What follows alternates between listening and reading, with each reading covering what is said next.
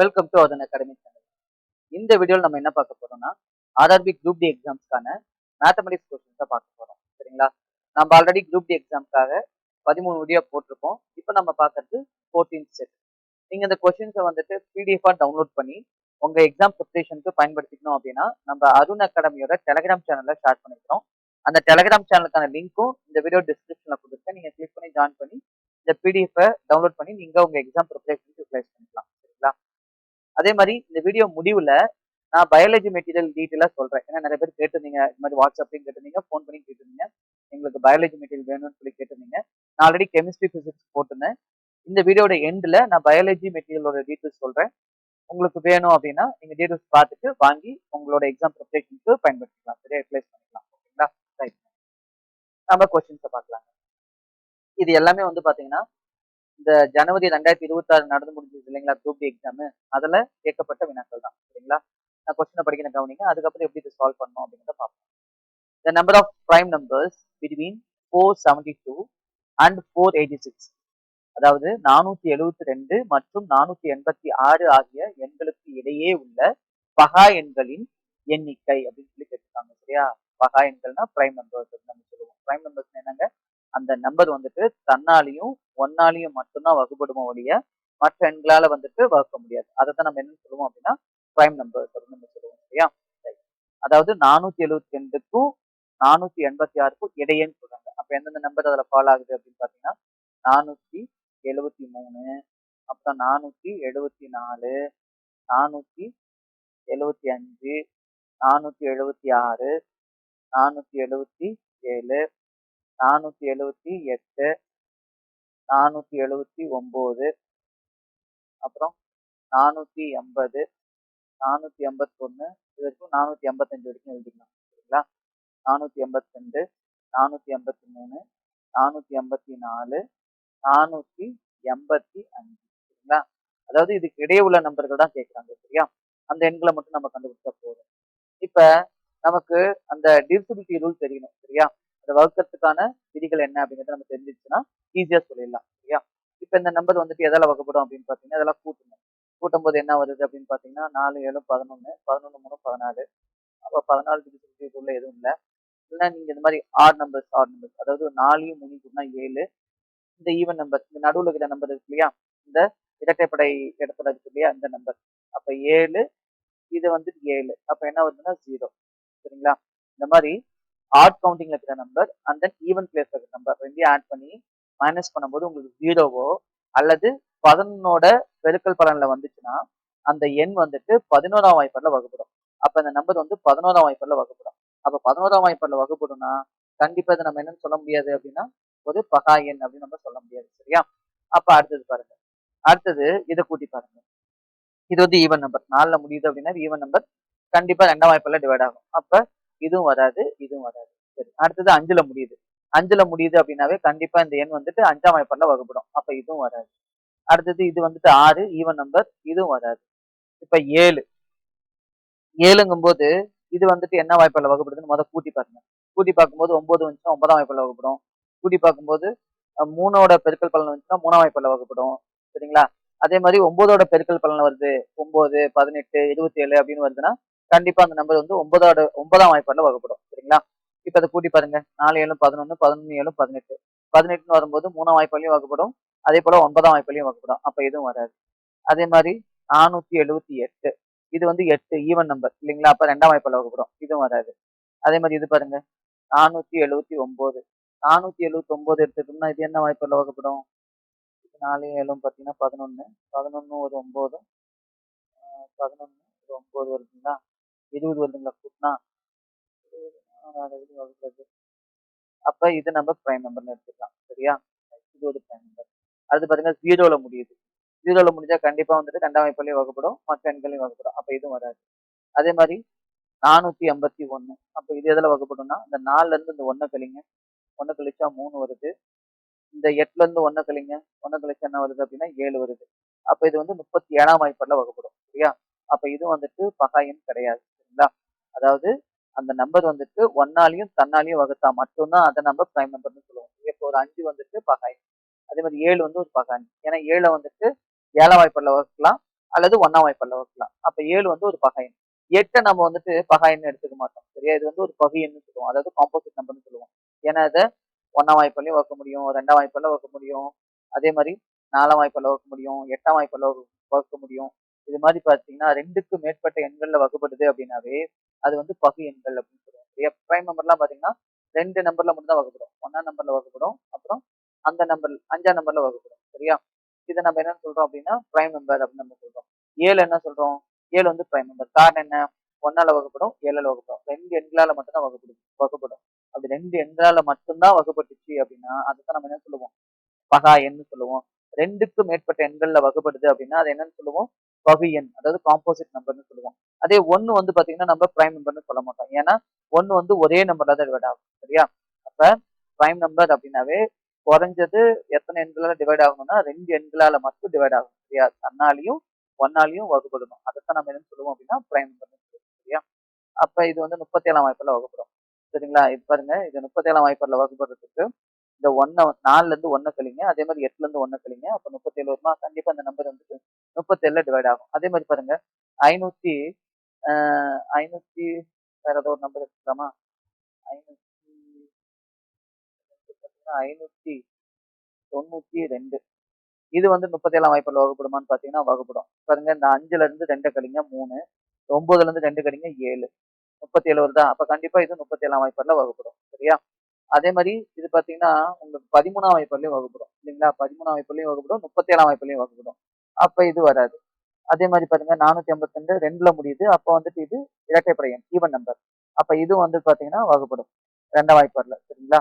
அப்புறம் இதெல்லாம் கூட்டி பாருங்க. 4, 8, 3 4, 8, 3 கூட்டினா என்ன வந்துச்சு? 12, 12 பிளஸ் 3 15. 15னா கண்டிப்பா 3ஆம் வாய்ப்பாடுல வகுப்படும். இல்லையா? அப்ப இந்த நம்பர் வந்துட்டு வராது. பிரைம் நம்பரா இருக்காது. பகா எண்ணா இருக்காது. இது 4. அப்ப இது இருக்காது. இது 5ல முடியுது. கண்டிப்பா 5ஆம் வாய்ப்பாடுல வகுப்படும். அப்ப இதுவும் வராது. சரியா? இது பாருங்க 4ல முடியுதுன்னா ஈவன் நம்பர். கண்டிப்பா இது 2ஆம் வாய்ப்பாடுலயும் வகுப்படும். மற்ற எண்களையும் வகுப்படும். சரியா? அப்ப இதுவும் வராது. அப்ப நமக்கு எது மட்டும் ஆன்ஸரா வரும்னா, இது ஒரே நம்பர் தான். 479. அப்ப இந்த கொஸ்டினுக்கான ஆன்சர் என்னன்னா, பி ஆப்ஷன். சரியா? பி ஆப்ஷன் தான் இந்த கொஸ்டினுக்கான சரியான ஆன்சர். கிளியரா புரியுதுங்களா? இப்ப அடுத்த கொஸ்டின் பாருங்க. இது உங்களுக்கு பேசிக் சொல்லவும் தான் இவ்வளவு லேட்டு. உங்களுக்கு இது ஓரளவுக்கு தெரிஞ்சிருச்சு அப்படின்னு நீங்க வேகமா போட்டுடலாம். சரியா? பேசிக் சொல்லும்போது கொஞ்சம் டைம் கன்சம்ப்ஷன் அதிகமா இருக்கும். சரிங்களா? இப்ப அடுத்தது சம் இது மாதிரி சம் அடிக்கடி கேட்கறாங்க உங்களுக்கு. சரியா? இந்த நம்பர்ல இருந்து இந்த நம்பருக்கு இடையே இருக்கிற பகா எண்கள சொல்லுங்க அப்படின்னு சொல்லிட்டு அடிக்கடி கேட்கறாங்க நம்பர் சிஸ்டம்ல இருந்து.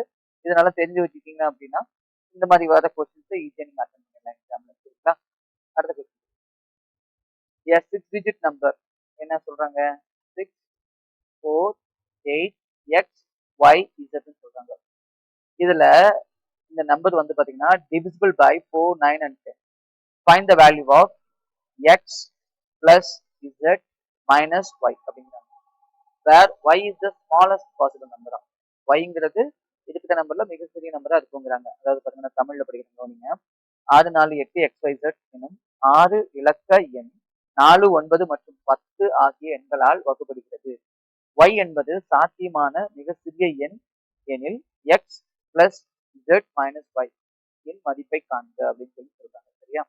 இப்ப இதுல வந்து பாத்தீங்கன்னா ஒரு நம்பர் 10ஆல டிவைட் ஆகும்னு வச்சுக்கோங்களேன். கண்டிப்பா அந்த நம்பர் வந்துட்டு 0ல எண்ட் ஆகும். அப்பதான் அது 10ஆல டிவைட் ஆகும். அப்ப நம்ம இந்த இடத்துல எதை டிசைட் பண்ணிடலாம் அப்படின்னா, Z நீங்க டிசைட் பண்ணிடலாம். Z என்னவா இருக்கணும் அப்படின்னா 0வா இருக்கணும். சரிங்களா? அதே மாதிரி இங்க பாருங்க தெளிவா அவங்க சொல்லிட்டாங்க. Y வந்துட்டு இருக்கிற எண்கள்லயே ஸ்மாலஸ்ட் பாசிபிள் நம்பரா இருக்கணும். சரியா? Yங்கிறது என்னதுங்க? இருக்கிற நம்பர்லயே ஸ்மாலஸ்ட் பாசிபிள் நம்பர் இந்த நம்பர். சரிங்களா? இப்ப பாருங்க 4ஆம் வாய்ப்பாடுல வகுப்படணும் அப்படின்னா ரூல் என்ன அப்படின்னு பாத்தீங்கன்னா, கடைசி 2 இலக்கம் வந்துட்டு 0வா இருக்கணும்.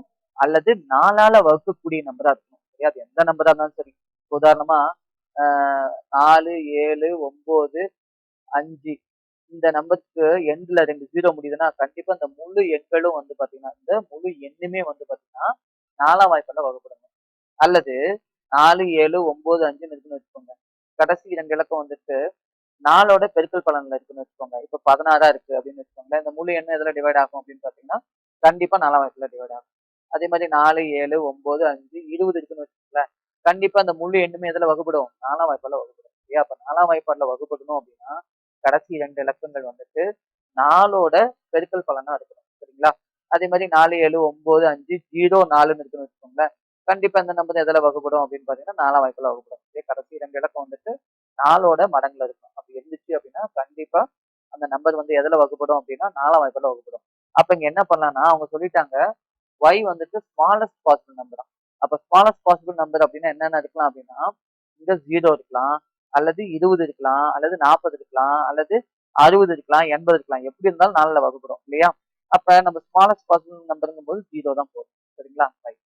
அடுத்தது 9ஆம் வாய்ப்பாடுல வகுப்படுறதுக்கான ரூல் என்ன அப்படின்னு பார்த்தீங்கன்னா, இங்க இருக்கிற இலக்கங்கள கூட்டும்போது, அது 9ஓட மடங்குல இருக்குன்னா, சரியா? 9ஆவோ அல்லது 9ன் மடங்குல, சரியா? மல்டிபிள்ஸ்ல இருக்கு அப்படின்னா, கண்டிப்பா அந்த எண்ணும் 9ஆம் வாய்ப்பாடுல வகுப்படும். சரியா? இப்ப இத கூட்டுங்க. 6 4ம் 10, 10 8ம் 18. அப்ப இது கூட்டும்போது நமக்கு என்ன வந்துருச்சு அப்படின்னா, 18 வந்துருச்சு. கண்டிப்பா இந்த நம்பர் வந்துட்டு எதுல வகுப்படும் அப்படின்னு பார்த்தீங்கன்னா, 9ஆல வகுப்படும். இப்ப இங்க என்ன நம்பர் போடலாம் அப்படின்னா, அதே மாரி 9ஓட மடங்குல வர நம்பர போடலாம். அல்லது 0 போடலாம். 0 போட்டாலும் இப்ப இத கூட்டும்போது உங்களுக்கு 18 வருது அப்படின்னா, இந்த 0, 0, 0ன்னு கூட்டும்போது உங்களுக்கு மொத்த இலக்கங்கள கூட்டும்போது இந்த எண்ல இருக்கிற மொத்த இலக்கங்கள கூட்டும்போது உங்களுக்கு 18 தான் வரும். அப்ப அந்த நம்பர் முழு எண் எதுல டிவைட் ஆகும்? 9ஆல டிவைட் ஆகும். அல்லது 9 போடலாம். சரியா? 2ல எது வேணாலும் நீங்க போடலாம். சரியா? போட்டா இந்த முழு எண்ணுமே என்ன ஆகும்? இப்ப பாருங்க. 6, 4, 8, 9, 0, 0. இது போட்டீங்கனாலும் இந்த எண்ணும் சரியா? 6,48,900மும் 4ஆம் வாய்ப்பாலயும் வகுப்படும், 9ஆம் வாய்ப்பாலயும் வகுப்படும், 10ஆம் வாய்ப்பாலயும் வகுப்படும். அதே மாரி 6,48,800 போடுறோம்னு வச்சுக்கோங்க. இதுவும் இந்த 3 எண்கள்லயும் டிவைட் ஆகும். சரியா? அப்ப நம்ம இந்த 2ல எது வேணாலும் நீங்க ஆன்சர் எடுத்துக்கலாம். இங்க நீங்க சப்ஸ்டிட்யூட் பண்ணி பார்க்கணும். குடுத்த ஆப்ஷன்ல எது இருக்குன்னு பார்க்கணும். இப்ப நான் 9 எடுத்துக்கிறேன்னு வச்சுக்கோங்களேன். எக்ஸ்க்கு வந்து 9 எடுத்துக்கிறேன். இசட்க்கு வந்து 0, ஒய்க்கும் 0 அப்படின்னா ஃபைனல் ஆன்சர் 9 வரும். ஆனா ஆப்ஷன்ல 9 இல்ல. சரியா? அப்ப நீங்க என்ன எடுத்துக்கலாம்? 9, 9க்கு பதிலா இந்த 0 எடுத்துக்கலாம். எக்ஸ்ங்கிறது வந்து 0. இது எக்ஸ், இது ஒய், இது இசட். சரியா? X, Y, இசட்ங்க. எக்ஸ் வந்து நான் 0 எடுத்துக்கிறேங்க. Plus 0, minus 0. ஈக்குவல் டு ஃபைனலா 0 தான் வரும். இல்லையா? 0, 0, மைனஸ் 0னா 0 தான் வரும். அப்ப இந்த கொஸ்டினுக்கான ஆன்சர் என்ன அப்படின்னு பார்த்தீங்கன்னா, டி ஆப்ஷன் 0 தான். சரிங்களா? தெளிவா புரியுதுங்களா இப்ப உங்களுக்கு? ரைட். இதுக்கு ஆன்சர் என்ன அப்படின்னா 0. இப்ப அடுத்த கொஸ்டின் பார்க்கலாங்களா? அடுத்த கொஸ்டின். அடுத்த கொஸ்டின் வந்து பாத்தீங்கன்னா, அல்ஜிப்ரா பேஸ்டு சிம்பிளிஃபிகேஷன். சரியா?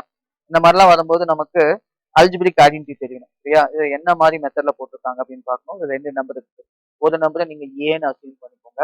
இன்னொரு நம்பரை நீங்க பின்னு அசீவ் பண்ணிக்கோங்க. சரியா? இப்ப ஏ, பி இங்க என்ன வரும்? ஏ, பி இது இது சாரி இது 2மே ஏ தான். ஏ இது வந்து பி இது என்ன அப்படின்னு பாத்தீங்கன்னா பி பி ரைட். கீழ வந்து இது ஏ, இது ஏ, இது பி, இது பி. சரி. இப்ப இங்க என்ன formula use பண்ணிருக்காங்கன்னா, A minus a cube minus B கியூப்ங்கிற ஃபார்முலாவை அப்ளை பண்ணிருக்காங்க. சரிங்களா? இதை நம்ம எக்ஸ்பெண்ட் பண்ணா என்ன வரும் அப்படின்னா, ஏ minus B into A square plus B A square plus AB A into B AB. சரிங்களா? ஏபி பிளஸ் பி ஸ்கொயர் இதுதான் வரும். சரிங்களா? கீழே வந்து பாத்தீங்கன்னா நமக்கு பாருங்க இது கொடுத்துருக்காங்க. என்ன கொடுத்துருக்காங்க? A square plus AB plus B square கொடுத்துருக்காங்க. பாருங்க A square plus AB AB plus B square கொடுத்துருக்காங்க. இப்ப பாருங்க இதுவும் இதுவும் அப்படியே கேன்சல் ஆயிரும். அப்ப நமக்கு என்ன மிஞ்சும் அப்படின்னா ஏ மைனஸ் பி மட்டும் தான் மிஞ்சும்.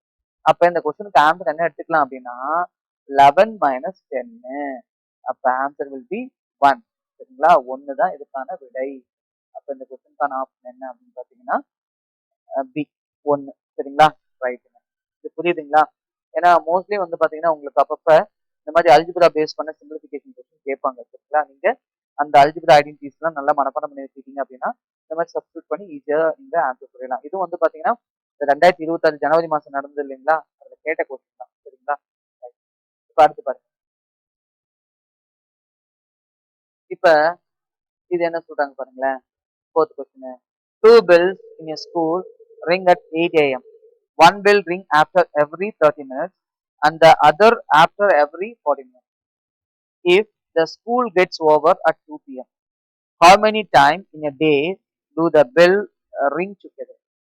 ஒரு பள்ளியில் காலை 8 மணிக்கு 2 மணிகள் ஒலிக்கின்றன. இது காலை 8 மணிக்கு 2 மணிகள் ஒலிக்கின்றன. ஓகே. ஒரு ஒரு மணி 30 நிமிடங்களுக்கு ஒரு முறையும் மற்றொரு மணி 40 நிமிடங்களுக்கு ஒரு முறையும் ஒலிக்கின்றன. பள்ளி மதியம் 2 மணிக்கு முடிகிறது எனில், ஒரு நாளில் எத்தனை முறை இரு மணிகள் ஒன்றாக ஒலிக்கும் அப்படின்னு சொல்லி கேட்கிறாங்க சரியா? ஒரு ஸ்கூல்ல வந்துட்டு பாத்தீங்கன்னா, காலையில 8 மணிக்குங்க 2 பெல் அட் அ டைம்ல அடிக்குதுங்க. சரிங்களா? 8 மணிக்கு 2 பெல். அதுக்கப்புறம் பாத்தீங்கன்னா, ஒரு பெல் 30 ஒவ்வொரு 30 நிமிடத்துக்கும் ஒரு முறை அடிக்கும். அடுத்த பெல் வந்து பாத்தீங்கன்னா, ஒவ்வொரு 40 நிமிடத்துக்கும் ஒரு தாட்டி அடிக்குங்கிறாங்க. அப்ப 8 மணில இருந்து 2 மணிக்குள்ள 2 பெல்லும் ஒட்டுக்கா எத்தன முறை அடிச்சிருக்கும் அப்படிங்கிறது தான் கேள்வி. சரிங்களா? இந்த மாரி கேள்வி எப்ப கேட்டாலும் சரி, இதுக்கு நீங்க என்ன பண்ணணும்னா எல்சிஎம் எடுக்கணும். சரிங்களா? சரிங்களா? மீசிமா வந்துட்டு எடுக்கணும். சரியா? மீச்சிறு பொது பொது மடங்கு நீங்க எடுக்கணும். சரிங்களா? அப்ப என்ன பண்ணணும்னா, எதுக்கு எடுக்கணும்னா, அவங்க குடுத்த டைமுக்கு தான் நீங்க எடுக்கணும். சரியா? அந்த 2 டைம் குடுத்துருக்காங்கல்ல, எவ்வளவு இன்டர்வல் அடிக்குதுன்னு சொல்றாங்கல்ல, அதுக்கு எடுக்கணும். இப்ப 30க்கும் 40க்கும் எல்சிஎம் எடுத்தா என்ன வரும் அப்படின்னா, 120 வரும். ஆமா தானேங்க? இது அப்படியே எல்சிஎம் எடுத்தோம்னா, 10ஆம் வாய்ப்புல அடிக்கலாம். இது வந்து எத்தன தாட்டி வரும் அப்படின்னா, 3 தாட்டி வரும். இது வந்து என்ன எத்தன தாட்டி வரும்னா, 4 தாட்டி வரும். இப்ப இத அப்படியே பெருக்க வேண்டியது தான். 10 இன்டு 3 இன்டு 4 பெருக்குனீங்கன்னு வச்சுக்கோங்களேன். 30 இன்டு 4 வந்து என்ன வரும் அப்படின்னு பார்த்தீங்கன்னா, 120 மினிட்ஸ் வரும். சரியா? ஏன்னா இதெல்லாம் மினிட்ஸ் தானே. இங்க குடுத்ததெல்லாம் மினிட்ஸ் தான். அப்ப வர ஆன்சர் மினிட்ஸ் தான் எடுத்துக்கணும். நீங்க வந்து பார்த்தீங்கன்னா, இத ஹாரா கன்வெர்ட் பண்ணிக்கோங்க. ஹாரா கன்வெர்ட் பண்ணீங்கன்னு வச்சுக்கோங்களேன். இதோடவே 60 போடுங்க. அப்ப மணி நேரமா சொல்லிடலாம். அப்ப அந்த 2 பெல்லும் 2 மணி நேரத்துக்கு ஒரு தாட்டி வந்து அடிக்குங்க. அவ்வளோதாங்க. அந்த 2 பெல்லும் 2 மணி நேரத்துக்கு ஒரு தாட்டி அடிக்குங்க. இப்ப காலையில 8 மணிக்கு ஒரு முறை அடிச்சிருக்கும். சரியா? 8 மணிக்கு 2 ஒரு முறை அடிச்சிருச்சு அப்படின்னு சொல்றாங்க. 8 மணிக்கு ஒரு முறை அடிச்சிருக்கும். அடுத்தது இதுல இருந்து 2 மணி நேரம் கழிச்சு 10 ஏஎம்க்கு ஒரு முறை அடிச்சிருக்குங்க. அடுத்தது பாருங்க 12 பிஎம்க்கு ஒரு முறை அடிச்சிருக்குங்க. அடுத்தது 2 மணிக்கு ஸ்கூல் ஓவர் ஆகும்போது ஒரு தாட்டி அடிச்சிருக்கும். ஆமா தானே? இப்ப மொத்தமா எத்தன முறை அடிச்சிருக்கும்னு கேட்டாங்கன்னா, நம்ம என்ன சொல்லணும்? 4 முறை சொல்லணும். அப்ப இந்த கொஸ்டினுக்கான ஆன்சர் என்ன அப்படின்னு பார்த்தீங்கன்னா, 4 நம்ம எப்படி போட்டோம்?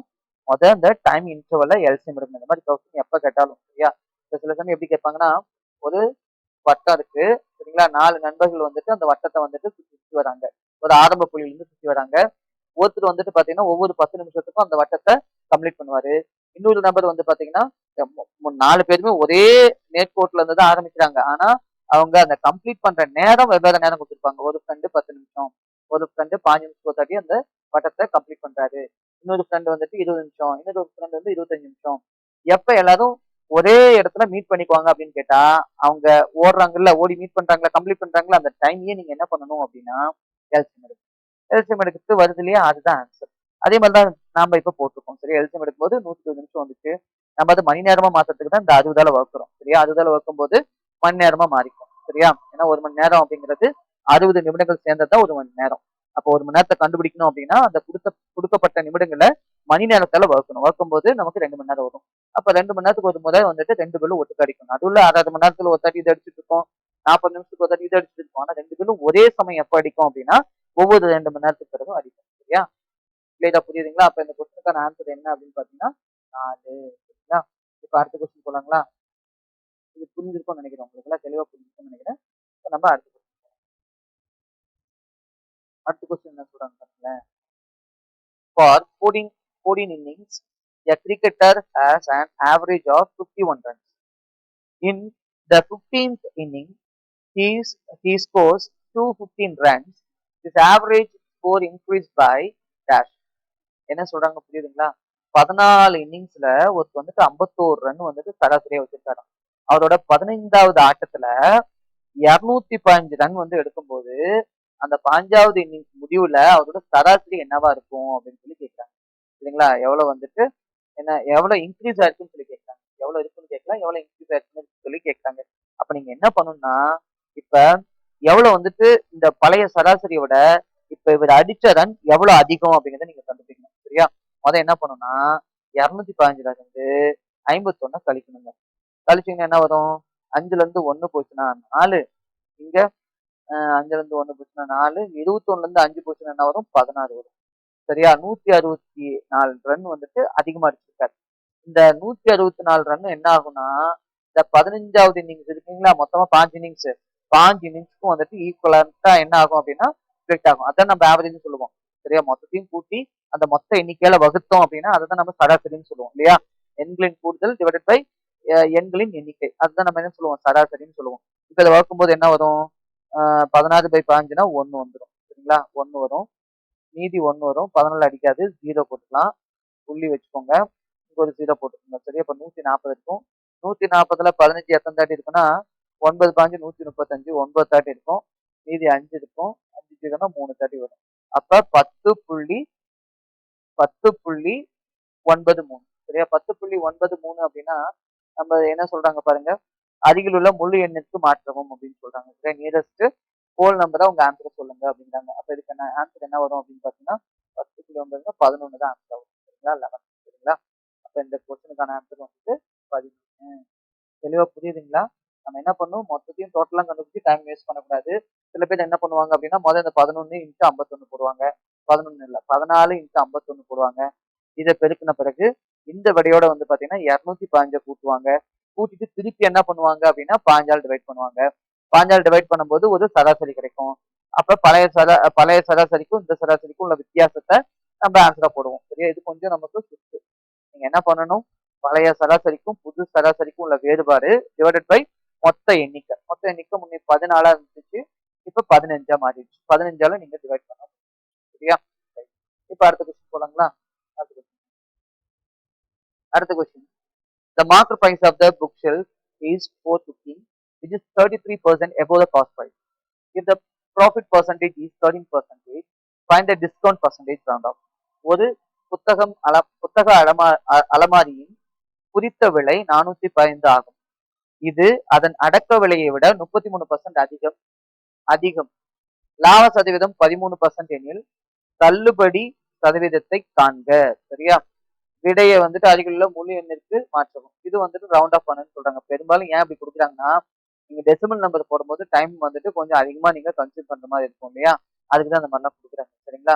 நீங்க கொஞ்சம் நல்லா டேபிள்ஸ் நல்லா தெரிஞ்சுன்னா, வாய்ப்பாடு நல்லா தெரிஞ்சுன்னா டக்கு டக்கு டக்கு நீங்க சால்வ் பண்ணிடலாம். கவனிங்க. இப்ப பாருங்க, நமக்கு இங்கேயும் பர்சன்டேஜ் தான், இங்கேயும் பர்சன்டேஜ் தான், இங்க ஆன்சரும் பர்சன்டேஜ் தான். அப்ப நம்ம இதை தொடணும்னு அவசியமே இல்லை.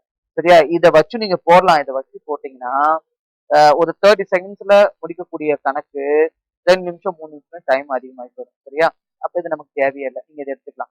பாருங்க, 33% எபோவ் த காஸ்ட் பிரைஸ் அப்படின்னா, உதாரணமா பர்சன்டேஜ் சொல்லும் போது அதோட அடக்க விலை 100% வைங்க. அதோட அடக்க விலை 100%னா சரிங்களா? 100% அதோட அடக்க விலை அப்படின்னா கூடுதலா வந்துட்டு 33% லாபம் வைக்கிறாரு. சரியா? 33% சேர்த்து அச்சடிக்கிறாரு. அப்ப எத்தனை பர்சன்ட் வித்திருக்கணும் அவரு? 133% வித்திருக்கணும். ஆனா அவர் அப்படி விற்கல. என்ன பண்றாருன்னா, இஃப் த ப்ராஃபிட் பர்சன்டேஜ் 13% தாங்க. 13% தான். பாருங்க, ஆக்சுவலா ஒரு 33% லாபம் கிடைச்சிருக்கணும். ஆனா கிடைச்சது 13% தான். காரணம் என்னன்னா, டிஸ்கவுண்ட் கொடுத்துருக்காரு, தள்ளுபடி கொடுத்துருக்காரு. சரியா? அதாவது பாருங்க, ஒரு புத்தகத்தோட அலமாரியின் குறித்த விலை வந்துட்டு 415. ஆனா அதன் அடக்க விலையை விட 33% அதிகம். லாப சதவீதம் அதிகம் வைக்கிறாரு. லாப சதவீதம் 13% பாருங்க, 33% அதிகம் வச்சும் லாபம் 13 தான் கிடைக்குதுன்னா தள்ளுபடி கொடுத்துருக்காருன்னு அர்த்தம். சரியா? அப்ப 13% தான் லாபம் கிடைக்குதுன்னா எவ்வளவு தள்ளுபடி கொடுத்துருப்பாரு அப்படின்னு பாருங்களேன். 133க்கு எவ்வளவு தள்ளுபடி கொடுத்துருப்பாரு அப்படின்னா 20 வந்து தள்ளுபடி கொடுத்துருப்பாரு. உடனே இதுதான் ஆன்சர் அப்படின்னு போட்டக்கூடாது. இது போட்டா தப்பு. சரிங்களா? நீங்க ஒரு பர்சன்டேஜா கண்டுபிடிக்கணும். 133க்கு 20ங்கிறது என்ன பர்சன்டேஜ்னு கண்டுபிடிக்கணும். சரியா? அப்ப 133க்கு 20 என்ன பர்சன்டேஜ் அப்படின்னு நீங்க கண்டுபிடிக்கணும். சரிங்களா? அந்த டிஃபரன்ஸை பார்த்து, ஆமாங்க சார் 133 ரூபா 13% லாபம் வந்திருக்கு அப்படின்னா 20% தானே சார் தள்ளுபடி அப்படின்னு சொல்லி நீங்க அதை டிக் பண்ணிருக்காரு. இது பாருங்க, 2வது ஆப்ஷன் கொடுத்தாங்க. சரியா? நீங்க இது மாதிரி பர்சன்டேஜ் கண்டுபிடிக்கணும். சரியா? இன்டூ 100 எதுக்காக போடுறோம்? ஒரு பின்னத்தை சதவீதமா மாத்தணும்னா இன்டூ 100 பண்ணணும். சரியா? இப்ப இதை கேன்சல் பண்ணலாமா? என்ன பண்ணலாம்? மேல 2000 இங்க போடுறேன், கீழே வந்து 133. இப்ப இதை அடிச்சீங்கன்னா ஒரு 30 வரும். சரியா? மீதி என்ன வரும்? ஒரு 30னா 130னா 67 வரும். 67 670. 670ல 133 வந்து பாத்தீங்கன்னா 5 30 5 30 என்ன வரும்? 665 வரும். அப்ப தோராயமா 15%. அப்ப ஆன்சர் வந்துட்டு 15%. இதுக்கப்புறம் டெசிமல் வரும். அதை கண்டுபிடிக்க தேவையில்ல. ஏன்னா அவங்களே வந்துட்டு முழு எண்ணா சொல்லுங்க அப்படின்னு சொல்லிட்டாங்க. அப்புறம் இதுக்கப்புறம் தசம எண் என்ன வரும் அப்படிங்கிறத கண்டுபிடிக்கணும்னு அவசியம் இல்லை. சரியா? அப்ப 15% தான் இந்த கொஸ்டினுக்கான ஆன்சர். சரிங்களா? இதை புரிஞ்சுக்கணும்னு நினைக்கிறேன். இப்ப நம்ம அடுத்த போலாம். இது பாருங்க, இது என்ன சம் அப்படின்னு பாத்தீங்கன்னா டைம் அண்ட் ஒர்க். சம படிக்கிறேன், கவனிங்க. நீங்களும் அப்படியே கூட படிங்க. Mahi would need twice as much time as Nega and Asha combined, while Asha would require 3 times as much time as Nega and Mahi combined to complete a certain task. If all three trains work together, they can finish the task in 20 days. How many days would Nega take to complete the same task on the one? ஒரு வேலையை செய்து முடிக்க நேகா மற்றும் ஆசா இருவரும் சேர்ந்து எடுத்துக்கொள்ளும் நேரத்தை விட மகிக்கு 2 மடங்கு நேரம் தேவைப்படுகிறது. அதே வேலையை முடிக்க நேகா மற்றும் மகி இருவரும் சேர்ந்து எடுத்துக்கொள்ளும் நேரத்தை விட ஆசாவிற்கு 3 மடங்கு நேரம் தேவைப்படுகிறது. 3 நபர்கள் சேர்ந்து வேலையை செய்தால் அதன் வேலை 20 நாட்களில் முடிப்பார்கள். சரி, அந்த வேலையை வந்து 20 நாட்களில் முடிப்பார்கள். நேகா மட்டும் தனியாக அந்த வேலையை செய்து முடிக்க எத்தனை நாட்கள் ஆகும்? சரிங்களா? என்ன சொல்றாங்க பாருங்க. மகி இருக்காங்க இல்லையா, மகி வந்துட்டு twice as much time as Neha and ஆசா. சரியா? மகி என்ன பண்றாங்களா, மகி வந்து பாத்தீங்கன்னா நேகா மற்றும் ஆசா இருவரும் சேர்ந்து எடுத்துக்கொள்ளும் நேரத்தை விட மகி 2 மடங்கு நேரம் தேவைப்படுகிறதா. சரியா? அப்ப மகி வந்துட்டு 2 பங்கு இங்க போடுறேன். மகி வந்துட்டு 2 பங்கு நேரம் எடுத்துக்கிறாங்கன்னா நேகாவும் ஆஷாவும் 1 பங்கு நேரம் எடுத்துக்கிறாங்க. இதுதான் அவங்க எடுத்துக்கிற டைம். பாருங்க, எப்பயுமே இந்த டைம் அண்ட் ஒர்க்ல டைம் அப்படியே மாத்தி எழுதுனீங்கன்னா அவங்களுக்கு திறன் கிடைக்கும். எஃபிஷியன்சின்னு சொல்லுவோம். அப்ப மகி வந்துட்டு 1 பங்கு வேலையை முடிக்கிறாங்கன்னா இவங்க 2 பேரும் சேர்ந்தா 2 பங்கு வேலையை ஒரு குறிப்பிட்ட நேரத்துல முடிப்பாங்க. இது நம்ம எடுத்துக்கணும். சரியா? அடுத்தது இங்க வாங்க. அடுத்தது இங்க பாருங்க. Asha would required 3 times as much as Neha and Mahi. Asha இருக்காங்க இல்லையா, ஆஷா வந்துட்டு 3 பங்கு நேரம் எடுத்துப்பாங்களா. யாரை விட அப்படின்னா நேகாவும் மகியும் சேர நேரத்தை விட. அப்ப இவங்க 1 நாள் எடுத்துக்கிட்டாங்கன்னா ஆஷா வந்து 3 நாள் எடுத்துப்பாங்க. இது அவங்க டைம். திரும்ப இதையும் மாத்தி எழுதுங்க. மாத்தி எழுதுனீங்கன்னா நமக்கு திறன் கிடைக்கும். சரியா? திறன் என்ன வரும்னா இது 1 பங்கு, இது 3 பங்கு. சரியா? எப்பயுமே திறனை மாத்தி நேரத்தை மாத்தி எழுதுனா திறன், திறனை மாத்தி எழுதுனா நேரம் அப்படிங்கிறத மறக்கக்கூடாது. சரியா? இப்ப பாருங்க, இது 2 திறனையும் கூட்டினா இது 3 பங்குங்க. இந்த 2 திறனையும் கூட்டினா இது 4 பங்குங்க. இப்ப பாத்தீங்கன்னா இது ரெண்டுமே ஈக்குவலா இருக்கும். இது ரெண்டையும் ஈக்குவல் பண்ணா ஒரே வழி என்னன்னா எல்சிஎம் எடுக்கணும். என்ன எடுக்கணும்? எல்சிஎம் எடுக்கணும். ஈஸியமா எடுத்தீங்கன்னா என்ன வரும்? 3யும் 4யும் பெருக்கினீங்கன்னா அதான் ஈஸியமா. சரிங்களா? ஏன்னா 3 4 வந்துட்டு ரெண்டையும் ஒரே வாய்ப்பால வகுக்க முடியாது. அப்ப நம்ம வந்து பாத்தீங்கன்னா ஃபேக்டரைஸ் பண்ண தேவையில்ல. ரெண்டையும் அப்படியே பெருக்கிக்கலாம். பெருக்கினா என்ன வரும்? 12 வரும். 12 தான் வந்து இப்ப நீங்க வந்து பாத்தீங்கன்னா இது 1 பங்குக்கு 2 பக்கம் பிரிச்சு கொடுங்க. 12 1 பங்காவும் 2 பங்காவும் பிரிச்சு கொடுத்தா இவங்க வந்துட்டு என்ன வருவாங்க அப்படின்னா மகி வந்துட்டு மொத்தம் 3 12 3 இது 4 வரும், இது 8 வரும். 12 இவங்களுக்கு 1 பங்கு கொடுங்க, இவங்களுக்கு 2 பங்கு கொடுங்க. அதே மாதிரி 12 இவங்களுக்கு 1 பங்காவும் இவங்களுக்கு 3 பங்காவும். அப்ப இவங்களுக்கு 3 வரும், இவங்களுக்கு 9 வரும். இது புரியுதுங்களா? இப்ப நமக்கு தெரிஞ்சு போச்சு. ஒவ்வொருத்தரோட திறமையும் நம்ம ஈஸியா சொல்லிடலாம். ஒவ்வொருத்தரோட திறமையும். இப்ப இதுல மகிக்கான திறன் என்ன அப்படின்னு பாத்தீங்கன்னா மகிக்கான திறன் 4 பங்கு. இதுதான் நம்ம எடுத்துக்கணும். ஈக்குவல் பண்ண பிறகு பிரிச்சு கொடுக்குறீங்களா, இதை எடுத்துக்கணும். அதே மாதிரி இவங்க ஆஷாக்கு என்ன அப்படின்னு பாத்தீங்கன்னா ஆஷாக்கு இங்க நம்ம என்ன பண்ணிருக்கோம்? 3 பங்கு 3 பங்கு போட்டு. அடுத்தது நேகாவுக்கு நம்ம போடணும். பாருங்க, நல்லா நல்லா கவனிங்க. இங்க நேகா பிளஸ் ஆஷா 2 சேர்ந்தா 8. நமக்கு ஆஷா வந்து 3ன்னு தெரியும். அப்ப நேகா என்னவா இருப்பாங்கன்னா 5 தான் இருப்பாங்க. இங்க கூட எடுத்துக்கலாம். நேகா பிளஸ் மகி 2 சேர்ந்தா 9. அதுல மகி வந்து 4. அப்ப 9ல இருந்து மகியோடது 4 இருக்கு இல்லைங்களா, அந்த 4 மைனஸ் பண்ணிங்கன்னு வச்சுக்கோங்க. 9ல இருந்து 4 மைனஸ் பண்ணினா 5 வரும். அவ்வளவுதாங்க. இப்ப உங்க திறன் என்ன அப்படின்னு பாத்தீங்கன்னா இவங்க 4 பங்கு திறமசாலி மகி, ஆஷா வந்துட்டு 3 பங்கு திறமசாலி, நேகா வந்துட்டு 5 பங்கு திறமசாலி. இதெல்லாமே கூட்டுங்க. கூட்டினா என்ன வரும்? மொத்தமா 7 7 5 12. 12 பங்கு திறமை சேர்ந்து 3 பேரும் சேர்ந்து தானே சொல்றாங்க. எத்தனை நாள்ல? 20 நாள்ல. 20 நாள்ல முடிக்கிறாங்க. இப்ப நம்மளோட கேள்வி என்ன அப்படின்னா நேகா மட்டும் தனியா முடிக்க. நேகா எத்தனை பங்கு திறமசாலி? 5 பங்கு திறமசாலி. அப்ப 5 பங்கு திறமசாலி எத்தனை நாள்ல முடிப்பாங்கன்னு சொல்லி கேட்கிறாங்க. சரியா? அப்ப என்ன பண்ணும்? 12 × 20 அப்படின்னா இவங்க வந்துட்டு ஒரு நாளைக்கு 12 பொருளை உற்பத்தி பண்ணுவாங்கன்னா 20 நாளைக்கு எத்தனை பொருளை உற்பத்தி பண்ணுவாங்க? 240 பொருளை உற்பத்தி பண்ணுவாங்க. இப்ப அந்த 240 பொருளை நேகா 5 பொருளா உற்பத்தி பண்ணா 5 பொருளா உற்பத்தி பண்ணா எத்தனை நாள் ஆகும் அப்படின்னு போட்டீங்கன்னா நமக்கு ஆன்சர். சரியா? இப்ப இதை அடிச்சீங்கன்னா 4. அப்ப 12 எவ்வளவு அப்படின்னா 48. அப்ப இந்த கேள்விக்கான ஆன்சர் வந்து பாத்தீங்கன்னா 48. புரியுதுங்களா சொல்றது? ரைட். இப்ப அடுத்த கொஸ்டின் போலாங்களா? இப்ப அடுத்த கொஸ்டின் பாருங்க. இது தெளிவா புரியுது இல்லைங்க இந்த சம்மு? சரிங்களா? இன்னொரு தாட்டி கூட நீங்க என்ன பண்றீங்கன்னா பாஸ் பண்ணி பாருங்க. ஈஸியா தான் இருக்கும். சரிங்களா? இப்ப அடுத்த சம் பாருங்க. இப்ப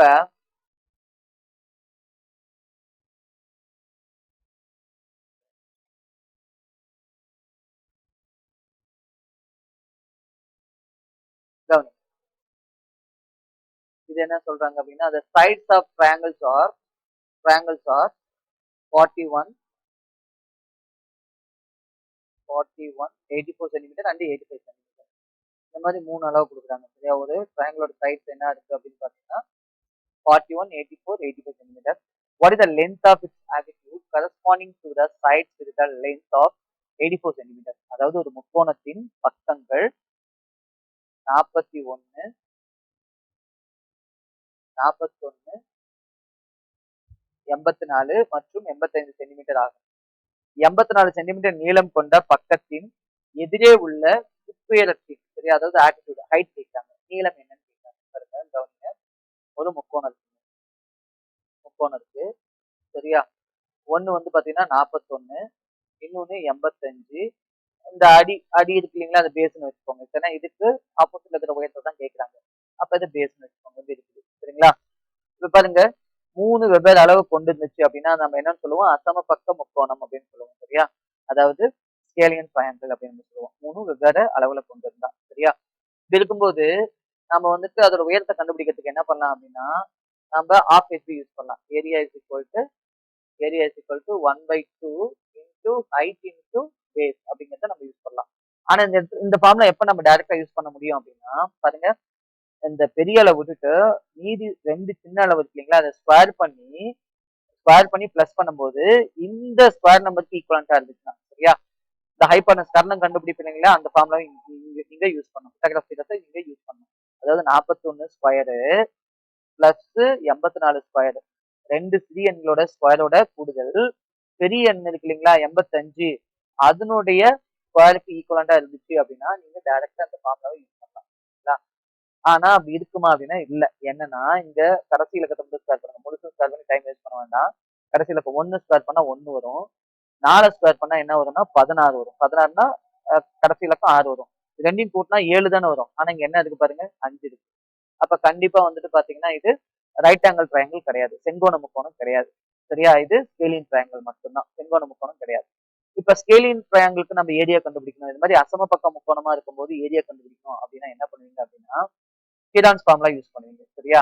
அந்த ஃபார்முலா என்ன பண்ணுவோம், ஏரியாவுக்கு area equal to semi perimeter இருக்கு இல்லைங்களா, செமி பெரிமீட்டர்னா அந்த 3ஐயும் கூட்டி 2ஆல வகுத்தோம்னா அதான் செமி பெரிமீட்டர்.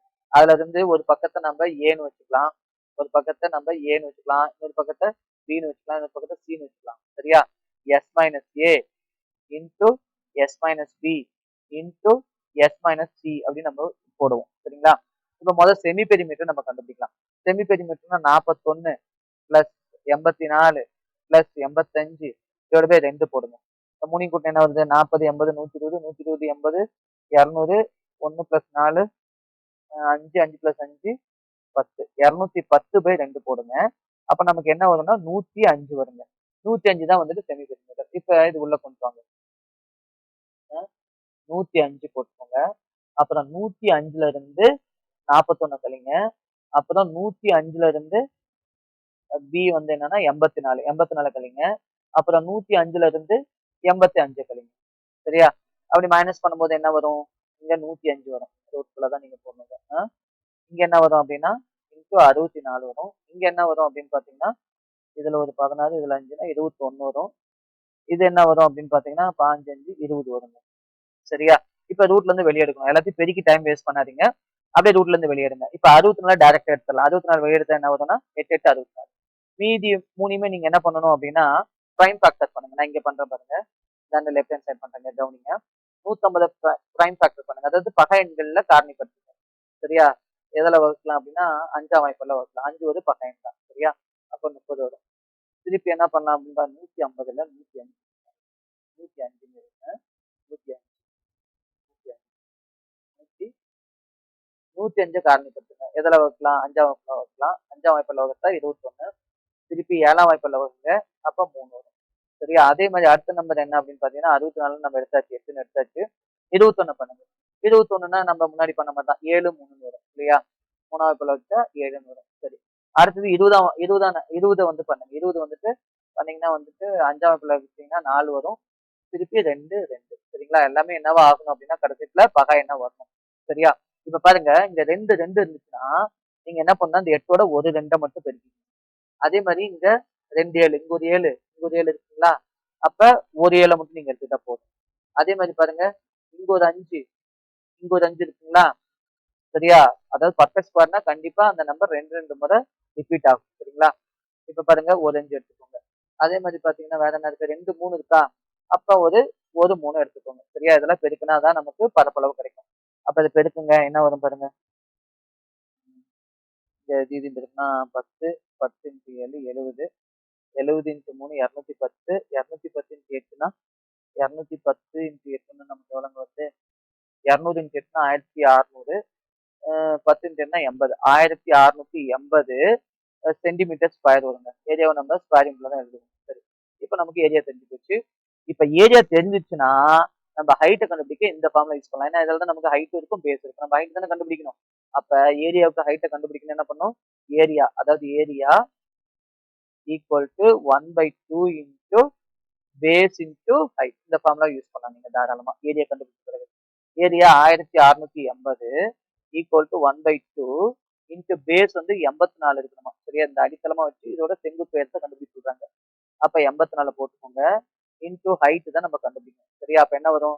1680 இந்த கீழ இருக்கிற 2 வந்துட்டு மேல போயிடும். இங்க மேல பெருக்கல்ல இருக்கிற 84 கீழ வந்துரும். இப்ப இத அப்படியே அடிச்சீங்கன்னா 20 வரும். 20 2 எவ்வளவு வரும் அப்படின்னு பார்த்தீங்கன்னா 40 வரும். அப்ப உயரம் எவ்வளவு இருக்கும் அப்படின்னு பார்த்தீங்கன்னா, இந்த 84ங்கிற அடிப்பகுதிக்கு செங்குத்து உயரம் என்னவா இருக்கும் அப்படின்னு பார்த்தீங்கன்னா 40ஆ இருக்கும். அப்ப இந்த கொஸ்டினுக்கான ஆன்சர் எது? A option. இது புரியுதுங்களா? 40 எப்படி புரியுதுங்களா தெளிவா? சரி. இப்ப அடுத்த கொஸ்டின் பார்க்கலாங்க. அடுத்த கொஸ்டின் பாருங்க. ஜாமெட்ரில இருந்து கேட்டிருக்காங்க. In a triangle PMN, angle P equal to 76 degree. The bisectors of the exterior angles at M and N intersects each other at point O. The degree measures of angle MON is அப்படின்னு கேட்டிருக்காங்க. அதாவது ஒரு முக்கோணம் PMN வந்துட்டு கோணம் P யோட அளவு வந்துட்டு 76 பகை M மற்றும் N ஆகிய கோணங்களின் வெளிக்கோண இருசம வெட்டிகள் O என்ற புள்ளியில் ஒன்றை ஒன்று வெட்டி கொள்கின்றன எனில் கோணம் MON இன் கோண அளவு என்ன அப்படின்னு சொல்லி கேட்கிறாங்க. சரியா? MON இன் கோண அளவு என்னன்னு கேட்கிறாங்க. சரி. இப்ப ஒரு முக்கோணம் இருக்கு. அதுல இது வந்துட்டு 76 டிகிரியா இருக்கான். சரியா? ஒரு முக்கோணம் போட்டுக்கலாம். ஒரு முக்கோணம் இருக்கு. அதுல வந்துட்டு P அப்புறம் M அப்புறம் N. இதுல கோணம் P யோட அளவு என்ன இருக்கு அப்படின்னு பார்த்தீங்கன்னா, இந்த அளவு வந்து பாத்தீங்கன்னா 76 டிகிரின்னு சொல்லியிருக்காங்க. சரிங்களா? அடுத்தது the bisector of the exterior angle. Exterior ஆங்கிள்னா வெளிக்கோணம் இருக்கு இல்லைங்களா? இதுல எந்த இடத்துல எம்ங்கிற புள்ளியிலையும் என்னங்கிற ஒரு புள்ளியிலையும் வந்து என்ன இருக்கு? ஒரு கோணம் உருவாகுது. உருவாகி அது எங்க போய் மீட் பண்ணுதுங்கன்னா ஓங்கிற மைய புள்ளியில வந்து மீட் பண்ணுது அப்படிங்கிறாங்க ரெண்டுமே சேர்ந்து. அப்ப இங்க ஒரு இது பாருங்க இந்த ஆங்கிள் இருக்கு இல்லைங்களா? இதை வந்துட்டு சரி சமமா பைசெக்ட் பண்ணுது. பைசெக்ட்னா கோண சமவெட்டின்னு சொல்லுவோம். அப்ப இங்கேயும் பாருங்க இது இந்த கோணம் அப்படின்னு நீங்கிச்சுன்னா இங்க இந்த இந்த புள்ளிய வந்துட்டு இங்கேயும் ரெண்டா வெட்டி ரெண்டு மீட் பண்ணிக்குது. ஓங்கிற புள்ளியில மீட் பண்ணுதான். இப்ப இந்த கோண அளவு என்ன அப்படின்னு தான் கேட்கிறாங்க. ஓங்கிற கோண அளவு என்னன்னு கேட்கிறாங்க. எப்பயுமே பாருங்க இந்த மாதிரி ஒரு முக்கோணத்துல எக்ஸ்டீரியரா ரெண்டு ஆங்கிள் வந்துட்டு ஆங்கிள் பைசெக்டர் பண்ணி ஓங்கிற பாயிண்ட்ல மீட் பண்ணுது அப்படின்னா அது என்னவா இருக்கும் அப்படின்னு பாத்தீங்கன்னா இந்த கோணத்தோட அளவு என்னவா இருக்கும் அப்படின்னா ஆங்கிள் ஓவோட அளவு என்னவா இருக்கும் அப்படின்னு பாத்தீங்கன்னா இந்த 90 டிகிரி இருக்கு இல்லைங்களா? அதுல இருந்து இந்த வெட்டக்ஸ் ஆங்கிள் இருக்கு இல்லைங்களா? அந்த உச்சி கோணம் இந்த பி இருக்கு இல்லைங்களா? ஆங்கிள் பில பாதிய கழிச்சீங்கன்னா முடிஞ்சு போச்சுங்க. சரிங்களா? இப்ப நமக்கு என்ன கிடைக்கும் அப்படின்னு பாத்தீங்கன்னா இந்த ஓ கோண அளவு கிடைச்சிடும். சரியா? அதான் MON இந்த ஓங்கிற இதுதான் கண்டுபிடிக்க சொல்றாங்க. எப்பவுமே இந்த மாதிரி 3 லெட்டர் கொடுக்குறாங்கன்னா இந்த மைய எழுத்தோட கோணத்தை தான் கண்டுபிடிக்க சொல்லியிருக்காங்க அப்படின்னு நீங்க எடுத்துக்கணும். இந்த மைய புள்ளி இருக்குங்களா? ஓங்கிற புள்ளியோட கோண அளவு தான் நம்மள கண்டுபிடிக்க சொல்றாங்க. சரியா? அப்ப 90 மைனஸ் இது பியோட அளவு என்ன சொல்லியிருக்காங்க? 76 76/2. அப்ப என்ன வரும்? 90 மைனஸ் 76/2ன்னா 38ங்க. அது 2ஆல் டிவைட் பண்ணா 38 தான். சரி. இப்ப 90ல இருந்து நீங்க 38 கழிச்சிருங்க. 30 கழிச்சீங்கன்னா என்ன வரும் அப்படின்னா 60 வரும். 8 கழிச்சீங்கன்னா என்ன வரும்னா 52 வரும். அப்ப 52 டிகிரி. அப்ப அந்த கொஸ்டினுக்கான ஆன்சர் என்னதுங்க? 52 டிகிரி. அவ்வளவுதாங்க. சரிங்களா? கிளியரா புரியுதுங்களா உங்களுக்கு? ரைட். நான் பாருங்க ஜியாமெட்ரிலாம் வந்து தனியாவே வீடியோ போட்டிருப்பேன். சரிங்களா? இதுக்கு முன்னாடி வீடியோல நிறைய கொஸ்டின்ஸ் போட்டிருப்பேன். நீங்க அந்த கொஸ்டின்ஸ்லாம் பாருங்க. கண்டிப்பா உங்களுக்கு நல்ல ஐடியா வரும். சரியா? ஃபியூச்சர்ல உங்களுக்கு எக்ஸாம்க்கு ப்ரிப்பரேஷனுக்கும் ரொம்ப யூஸ்ஃபுல்லா இருக்கும். எக்ஸாம் எழுதுறதுக்கும் உங்களுக்கு ரொம்ப யூஸ்ஃபுல்லா இருக்கும். சரியா? பழைய கொஸ்டின்ஸ்லாம் கொஞ்சம் பாருங்க. சரிங்களா? அந்த வீடியோட லிங்க்கும் இந்த வீடியோ டிஸ்கிரிப்ஷன்ல கொடுக்குறேன். ஓகேங்களா? இந்த கொஸ்டினை முடிச்சுட்டு நம்ம பயாலஜி அந்த மெட்டீரியலோட கண்டென்ட் நம்ம பார்க்கலாம். சரிங்களா? இப்ப அடுத்து பாருங்க. The mode of your distribution is the mode of your distribution is 21 and the mean is 50. The value of its median is அதாவது ஒரு பரவலின் முகடு மோடுனா மோடுன்னு சொல்லுவோம். அது வந்து 21ன்னு சொல்றாங்க. அதே மாதிரி மற்றும் அதன் சராசரி கூட்டு சராசரி வந்துட்டு 60ன்னு சொல்றாங்க. அதன் இடைநிலை அளவின் மீடியன் அதாவது இடைநிலை அப்படின்னா மீடியன் அதோட மதிப்பு என்னன்னு சொல்றாங்க. சரியா? இதுக்கு ஸ்டாண்டர்ட் நமக்கு ஃபார்முலா தெரியும். சரியா? என்ன ஃபார்முலா? மோட் அதாவது முகடு அப்படிங்கிறது என்னன்னா 3 டைம்ஸ் ஆஃப் மீடியன். சரியா?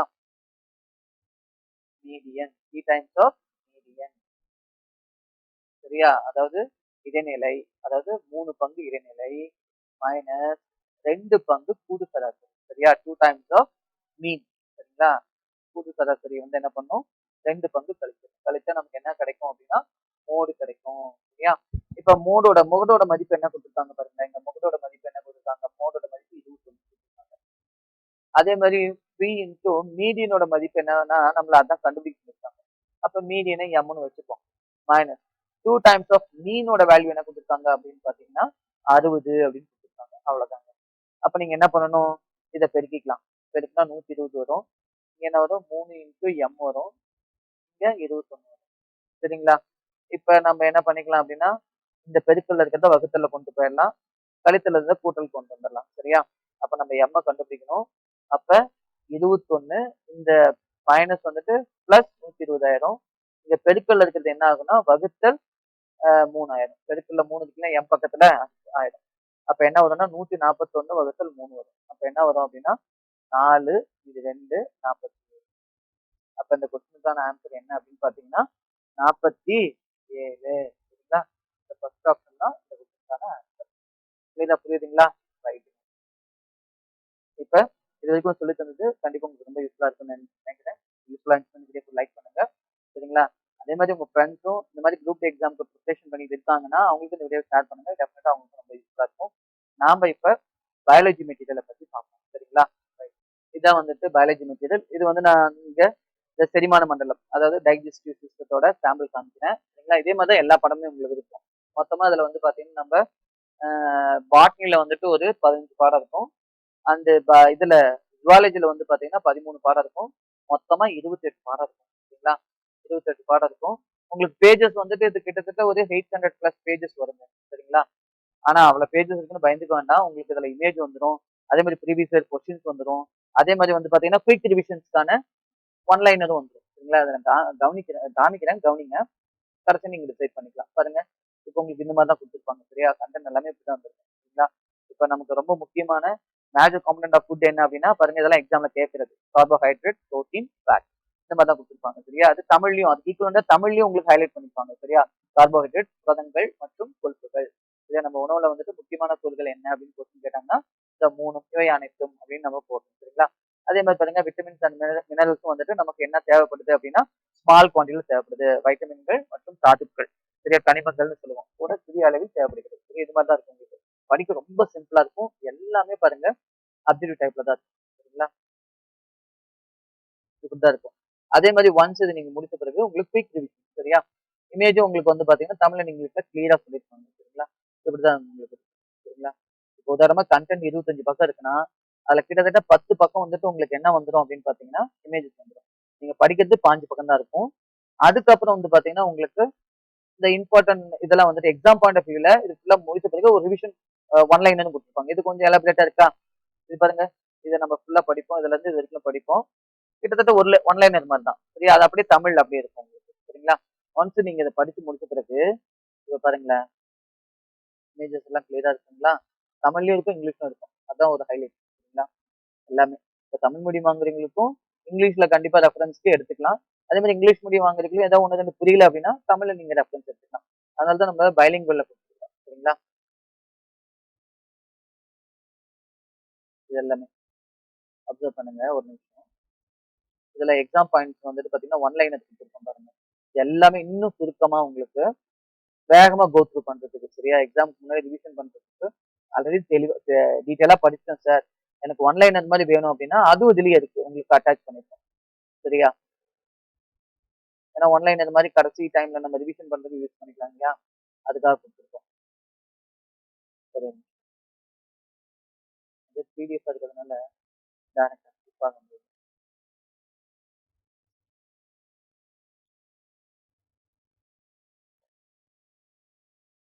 இங்க பாருங்க. இதெல்லாம் எக்ஸாம் பாயிண்ட். தேர்வுக்கான முக்கிய குறிப்பு. இதெல்லாம் பாருங்க உங்களுக்கு ரொம்ப ஸ்மாலா குடுத்துருப்பாங்க. சரியா? ஒன் லைனரா குடுத்துருப்பாங்க. வேகமா ரிவிஷனுக்கு ரொம்ப யூஸ்ஃபுல்லா இருக்கும் உங்களுக்கு. சரியா? வேகமா ரிவிஷனுக்கு உங்களுக்கு யூஸ்ஃபுல்லா இருக்கும். சரியா? Stomach has 4 regions. என்னென்ன ரீஜியன்ஸ் இருக்கு? சரியா? அப்படியே சிம்பிளா உங்களுக்கு இருக்கும். சரிங்களா? சிம்பிளா இருக்கும். உங்களுக்கு கிளியரா ஹைலைட் பண்ணிருப்பாங்க. ஒன்ஸ் இது முடிஞ்ச பிறகு என்ன பண்ணிருப்பாங்கன்னா, இதுக்கு முன்னாடி ப்ரீவியஸ் இயர்ல கேட்ட கொஸ்டின்ஸ்